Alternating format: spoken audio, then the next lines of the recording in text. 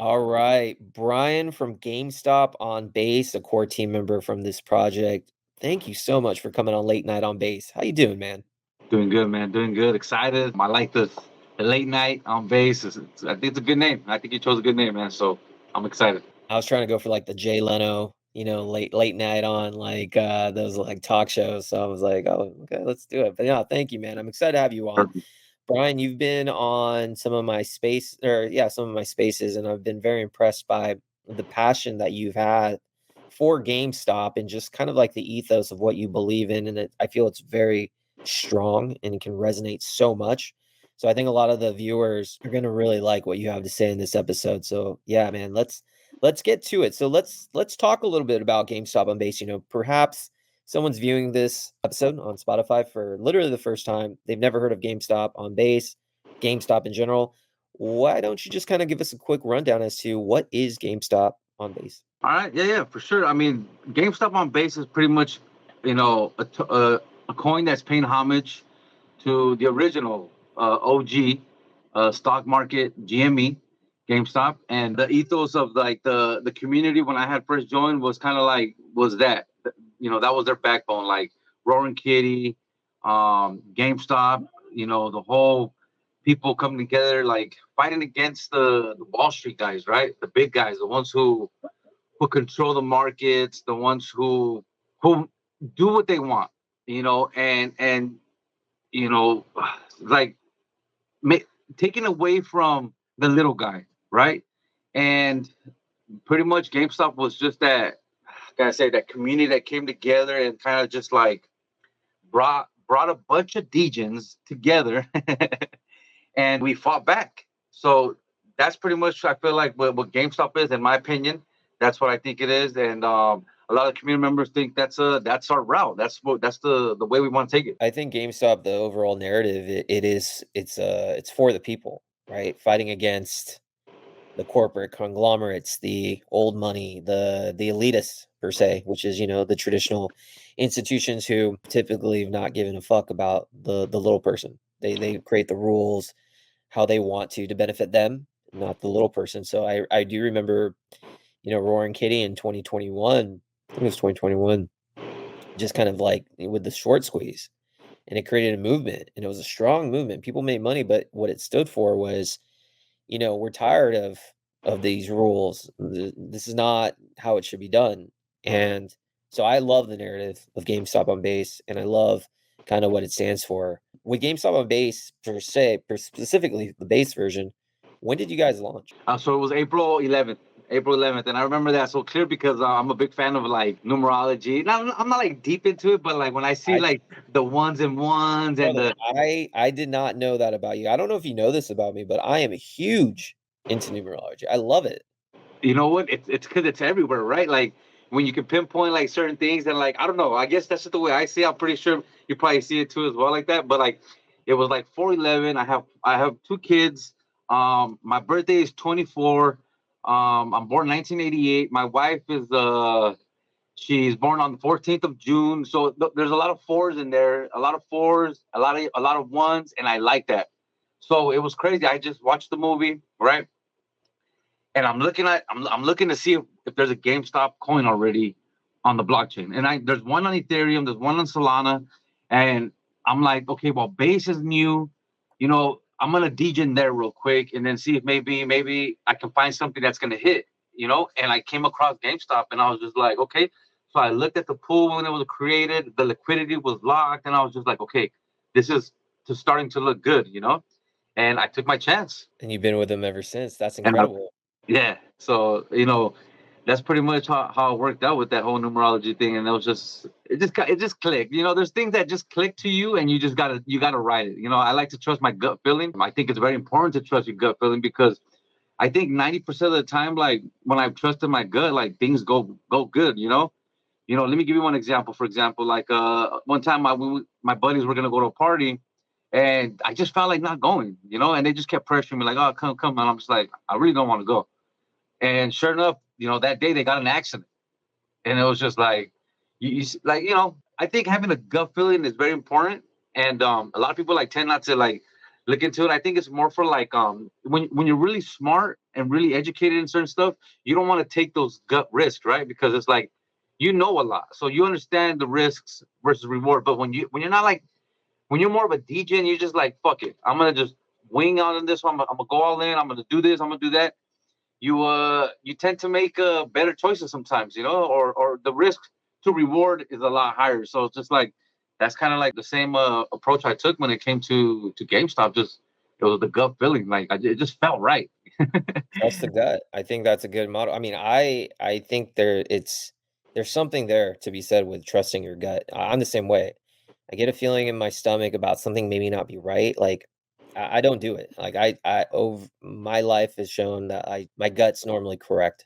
I don't know what Right. it is. I don't know how to explain it, but it's that feeling that like it's gotten me to a point where I feel safe and secure and comfortable with my decisions. And so it's great to know that like if you see a project that kind of really resonates with you and you have that gut feeling, you take that chance. I think that's Yeah. amazing. I think it just maybe it showed me or for you, GameStop probably just struck like inside your core, it really resonates. And so you have to trust that. And that's great that, you put yourself in a position and now you're a core team member. What is the community like for GameStop on base? What are how does everyone interact with each other? Like, Hardworking, man. Honestly, it's more about work, and they believe in the clean look of GameStop. We're not all on the same page, and which is good. I like that. I like the fact that nobody always says yes to everything. And I'm more of the guy, like I'm a guerrilla type. I'm a guerrilla style marketer. Like I like to just put shit out, just go, let's go, let's go, let's go, and then maybe out of the 10, 5 hit. 50% rate on that. So that's the kind of style that I take. And these guys are completely opposite. They're more like they want clean looks, and I love that about them. You know, so I want to say like they're good. They're very professional. They're very professional. They're hardworking. We rate hard. Like that's another one of the reasons why. I noticed the token because I was like, okay, these guys are rating hard, Like before I actually put my money into it, I actually just wanted to see who was behind the scenes and like, I would show up to the Telegram every day and just be like, all right, before I was even invited into like the little group that we have going on. And it's just kind of like, okay, I would show up, post, talk to people about like, oh, you better hold your tokens. Like, this is the gem on base. Like, it's still so early. And just I was consistent. I kept showing up. I kept showing up. I kept showing up. Got to the point where I didn't even know that they were kind of like the guys behind the scenes. It's a CTO, so like they took it over. I think on day two, because a lot of the things. A lot of people were just leaving projects on blockchain. Just like people were just like, all right, coming in and taking over. So they started like the little private chat, and then that's how they seen me coming in, and that's where we went from there. But I mean, the team is like very strong. I appreciate the team a lot. We've lost a few guys. Obviously, the down and when the markets are red, like people start losing a little motivation, a little energy towards something. They feel like what they're doing is not working, and I can't argue that. You know what I'm saying? That's natural to feel like that. I think it's human to feel like that. So I was just like, there were some really good guys, and I wish we would have had them here still. And I hope they come back because if they come back, I think we'll be a lot stronger. But yeah, I mean, I think the team right now that we have is very good, man. We have some that's great. good players. And, Yeah, and what I love about it is they don't always agree with everything I do. So that to me is key because I hate when everybody's just like, yeah, yeah, yeah. Like, nah, man. Like, I want criticism. Tell me like my shit is ugly. Tell me that shit is stupid. Like, I want to know what's going on. So yeah, that's the only way you improve. You can't just be in an echo chamber because then it's just everyone saying what you want to hear or everyone agrees. But how do you grow from that? How do you become better? How do you become a better project if you don't have differing opinions, right? It that's right. challenges you. It Yeah. challenges you to improve. And at the end of the day, we all can improve. And whatever field you're in, project, everyone can improve. The day you stop improving is the day you're dead. And that's how I view it. So Yeah. I That's a good point. and I think it's good though that like, you're right. With the market downturns, you are gonna lose maybe people from the team, maybe you'll lose any project would lose community members, but it really the cream still rises to the top because then you can take notice of who's still around, who's building, who still has motivations. And the fact that you guys are, still around and still on podcasts and putting yourself out there, like I have no doubt that when the market turns back, you guys are going to be one of the leaders because you have the core believers and you didn't give up. So kudos to you guys. Thank you, man. Appreciate that. It's good to hear sometimes because it's like it's tough. It is tough. No, I trust me, man. I get it. I get it. It's easy to see the positive stuff when the market's green, but then it's really tough. Then you have to. It's just natural to question yourselves when the market's red. Kind of being like, am I doing the right thing? Am I wasting my time? It affects the psyche. I know how it feels, but I'm telling you right now, man, like I think cut out the noise. I think 100% you are 100% on the right direction. I think your team's on the right direction because you guys are showing up and people will take notice of that. And so eventually base is going to have another explosion. It's going to Oh, happen. And I yeah. think honestly, I think it's going to become the number one layer two in the space. And we'll touch on that in a bit. Where do you think people are going to invest their money in when the market comes, liquidity flows back? A random meme coin that just launched and like hasn't been through the trials and tribulations. Nah, they're not. They're going to make a quick buck and leave. But where they're really going to invest is projects like yourselves, GameStop on base that showed up. You're the bear. Showed up, still put in the work because they know if they could do that during the bad times, what do you think the good times are going to be? you know, we're excited, man. We're excited. So it's like it's brand new, it's fresh. It's a baby coin. We're still, the charts. If you look at the daily chart, like it's just very, like very. It's hard to like really grasp what's going on. But if you start looking at the 1 hour, the 4 hour, you see like people starting to believe in not just GameStop, but in the base chain Of itself. So course. Yeah, no, I think base is going to be extremely big. What Before we touch on base overall and your thoughts, what do you guys have anything exciting coming up for GameStop in general? Any meetups in real life? Anything planned that you want to share? Any development updates or just anything new on that end? right now, I think we're working on just streamlining our look, um, organizing our memes, the look. We're trying to get the brand done correctly. So right now, we're trying to just spend most of our time on that. We just updated our deck screener today. Actually, it was updated as a CTO already. We just paid it, and we just changed the logos. And our next goal to finish is kind of fix the website a little bit and add the logos there. There's a few people that we need to contact in order to get that done, but we're in the works as far as getting that done. But as far as like something big, we don't have anything like as far as meetups yet, but those are in the play. I think right now the core team should like really focus on just the branding right now. So I think we all agreed that that was like our main purpose right now is just kind of give it that perfect look. We want to look professional. So, you know, when people come to the base chain, we want them to feel like they're investing into an actual asset. And right now, that's the number one goal. It's just the look. Absolutely, and I think that's a good strategy to have. Make sure you take care of the product look. Everything else can follow suit, but you need to have the core infrastructure in place first. So I respect that a lot, actually. So let me ask you, Brian, what are your thoughts? Because I do want to also get to know you as a person, but I do want to know also, you know, base chain in general. Like I'm so bullish on base, it's beyond belief. That's why I created a podcast dedicated to base and the projects. Curious to know, what are your thoughts on the base ecosystem as a whole? We can go on this topic for a long time, but let's keep it short, right? Let's keep it on point. The base chain to me is kind of like when I first seen Jesse talking about like him trying to create this layer two. At first, I was kind of like, you don't need it for what? We have Ethereum and this and this and that, and it's the mother chain. It's sound money. It's the best chain, right? Hey, I'm not a rich guy. I don't have millions of dollars in a bank account chilling where I can spend 50 to 30 to $50 on per transaction, right?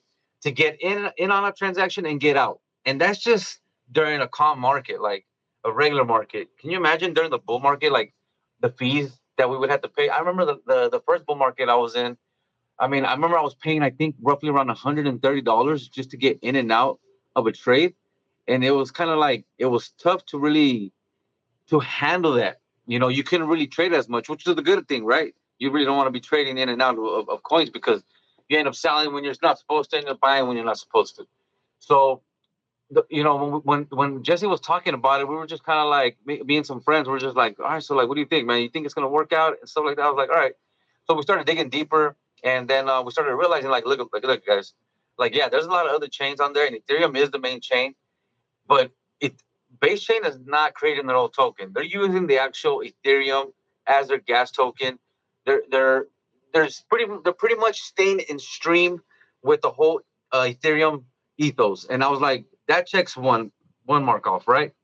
The second was Coinbase is a public company. You know, they they need to present information to the public. They have to report to the public, and that to me already is like another check for me. And I was just like, that just makes a lot of sense, right?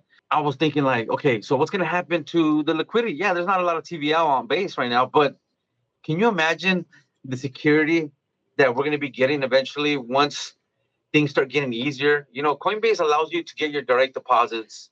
You can pretty much do anything as far as receiving, wire transfers, sending, and swapping, everything on Coinbase. And the fact that they're doing it on the layer two helps us little guys win because the fees are cheap. You're talking about pennies on the dollar just to make a swap. That's where the base chain, I think, for the little guy is going to make a big difference. You know, you had your first runner ups like Degen Coin. We have Brett now, and there's a few other that are trying to catch up to that $1 billion market cap. And and that's just with the small amount of TVL. So like we're not even fully grasping the full amount of like inflow that can just come in and just make everything look a lot better, a lot smoother, and bring in the builders because I think that's most important. Like builders want to see money inflows, and I think Coinbase is going to be that person. I think Jesse and Brian Armstrong are going to be some of the key guys that we need to really get crypto going and kind of like just driving that whole ecosystem because a lot of people don't know about crypto yet. It's still a small circle. I think you literally like read my mind. Everything you said, literally every single point you said, I 100% agree with. It's really well, you really articulated that well on base, and I think you hit the nail on the head. Um, no one wants to pay $200 for a transaction. If you were around in 2021, you saw firsthand what happened, and ETH became a whale's paradise. And again, great. If you're a whale, fantastic. But the majority of people aren't whales. It's simple. And crypto shouldn't be just about the rich. It should be about inclusivity for all. That's why you saw chains like BSC in 2021 just do incredible gains because it was cheap. Number one thing, it was cheap. People were able to like have fun on an exchange, and that was through Binance. So now 2024 comes, Coinbase is the top dog, in my opinion, especially in America. It's like hands down the number one exchange. I argue it's number one exchange in the world, but I guess we'll have different opinions. But I in agree with America, you. yeah, and in America, it's by far the leader, publicly traded company. And so they are the ones who are going to onboard the retail, onboard your mom, your dads, your uncles, your aunts, your friends who aren't knee deep into the DJing game. Like, you know, anyone's listening to this is deep in the game, understanding it. So they're going to want fees to be super low, and Coinbase creates that avenue. You know, because again, no one's going to want to like bridge using a layer to a different layer to or different EVM protocol using like a orbiter bridge or something like foreign language to them. Coinbase allows you to buy a token through a text or get, you know what I'm saying? So they're going to bring in retail. The fees are super cheap. And then Jesse is the one who it starts with the top. Jesse is the Vitalik of base, basically. And so he's all about builder, helping builder, doing what he can to watch the ecosystem grow. It's only natural that other projects are going to want to follow suit. It's like you follow your leader into war, right? Same thing with this. And so I have no doubt in my mind, base is going to be the top layer two in the space. I have no doubt in my mind, your project's going to do exceptionally well. I have no doubt in my mind that I think this podcast will do very well.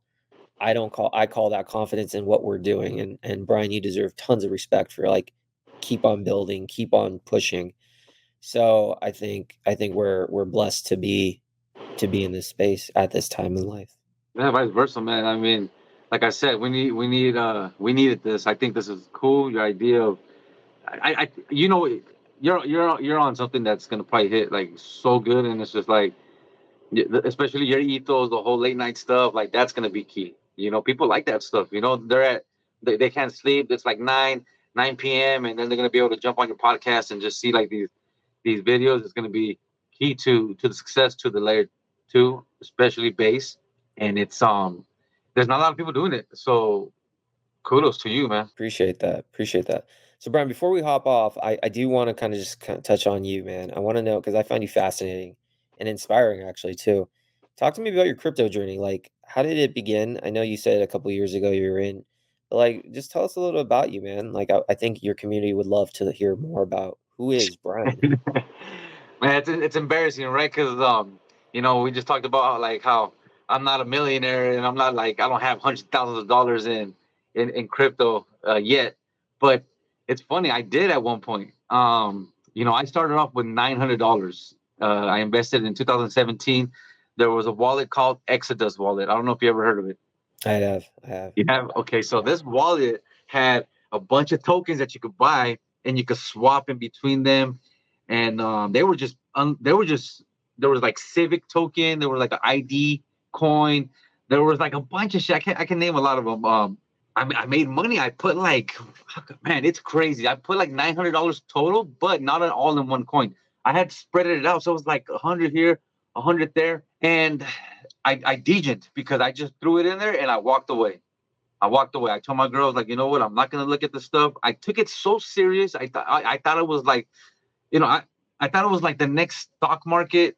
My thought was still the same, but it was more like, okay, this is gonna be perfect. We're never going down from here. Like it's only gonna go up, right? And I was super degen, super naive, and like just still like learning. And I turned those $900 into 30 grand. Okay. So, and can you imagine $100 turning into like 4 or 5 grand? Like that's incredible gains, right? So, like, I was just telling my girls, like, babe, well, like, do you see, like, I have like 30 grand off of $900. Like, what do I do? She's like, me and her agree, you know what? Like, just leave it there. Like maybe it goes up. Like, use it when you retire. Little did we know, like, this is still a new space. This is the wild, wild west right now. Like, you don't know what you're investing into. Like, you don't know who's behind the PFP or behind the project. And you do hear some like good news and bad news and people showing up, but like it was still new. And we watched $30,000 go back to about $1,000.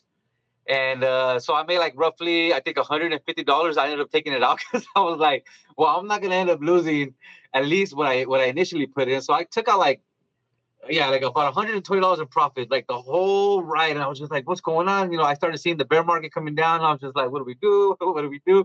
Panicking, trying to figure out what was happening with the projects. And nothing was really happening with the projects. They were actually still building. They were still making content. They were still working on putting things out there. And it just, you kind of get that confidence and you're just like, all right, just let it run. Well, it ended up going down to like almost, to where I broke even, made $100 profit. I didn't make nothing because I still had to pay for the gas fees and stuff like that. But that was that. And then I told myself, I was like, okay, if this is possible, I'm not going to give up now. And I started doing more research, started reading, I think the same journey that a lot of us took. And I started doing more research. And then this next bull run, I was like, all right, cool. I started hearing like Bitcoin was at like 4,000 at that time, right? And then Bitcoin hit all the way to 20. And then we went back to like, what was it? I can't remember, like 15,000? No, it was from 20 to 60. And then, right, was it? You mean this last bull run? Yeah, it hit like 69 and then it dropped So like, to about 16. yep, 16. And I put like, what do I want to say? This time I had accumulated a little bit more money because I started my own little business. And I was like, all right, I had like $10,000 saved up. So I ended up taking that money and putting it into Matic token. And that was one of my best investments I ever made. At one point, had I done it properly, I would have had roughly around $400,000. And again, this time I was smarter. I did take out profit. I was able to take out enough, like 60 grand. I think I took out like 60 grand, and I paid off my debt. I bought another truck that I use for my business now, and the rest of it just went to zero. I was like, all right, cool. But this time it was better because I was able to buy a truck. I was able to pay off all my debt. So I'm debt free. And I was just like, Amazing. that to me that's perfect, right? Like Yes. that's like the best investment I've ever made. Yeah, I could have had $400,000, but you know what though? The $60,000 went a long way for me, and now we're here, and this is where I've invested a little bit more money. I've also lost a little bit more money because these Degen plays. A lot of people are getting smarter. They're coming in with dope websites, making things look really good, and then boom, they rug you, or it's a honeypot, and you can't take out. Like, I'll give you one example. Like, I invested into one coin where it was only $200, and then at one point I seen it was like 20,000, and I go in there to try to sell, and I couldn't even sell. So I'm just like, shit. Yeah. There's a lot of the tricks are getting better, and the scammers are getting stronger. So it's kind of like it's a tough environment to come indigent into, right? But I mean, now we're here, now we're building. Yeah, you're building, and you guys at GameStop at base are as legit as possible. No one needs to worry about a honeypot. No one needs to worry about nefarious things because you guys are tried, true, been around for a while. And just to tap into your story, man, about the Matic thing, first of all, like it's amazing that you're able to pay off the debts. Like you're actually able to secure profits for your family, for yourself. You can't think about, oh, if I would have held everything, because easily you could have just written it back to zero, you know? Yeah, So, and that's scary. once again, yeah, it's a lesson learned. So it's always better to secure profit. I'm not financial advice to anyone listening, but I always believe securing profit, leaving a moon bag is the way to go, because at that point it's truly a risk-free brag, and you won't be as devastated, I guess, if it goes down. But you're tried and true. You've been through two bull runs, and now you're here. You're ready to go, and I know you're going to absolutely crush it. So, Thank you, man. Brian, Thank you. before we hop off, is there any last things you want to talk or say to the GameStop on base community? Well, I just want to say that I just want to quote somebody, and I want to quote Jesse. I think he said it best. He said, "Don't mind the prices, keep building." I think that's key. I think that's the best ethos we carry as far as our community goes, as far as base chain goes, because Coinbase and the people on top, they're doing everything in their part to make this a better place for investors to come in and invest in this new asset economy. Memes, like, this is going to be fun investing now. It's not going to be your old school stock market seriousness. This is going to be fun, and I think that's going to be key. Amazing. Brian, thank you so much. And everyone, if you're watching this on Spotify or Apple Podcasts, please head on over to the YouTube page. We're going to make sure to put down all GameStop on Bases links to their socials in the comments below, the Twitter, the Telegram, the website, and obviously we'll be putting on Late Night on Bases info there. So if you're not following and subscribe, please consider doing so. It helps us grow the channel, and we can then produce more content like this. Thank you guys for watching, and we'll chat with you on the next one.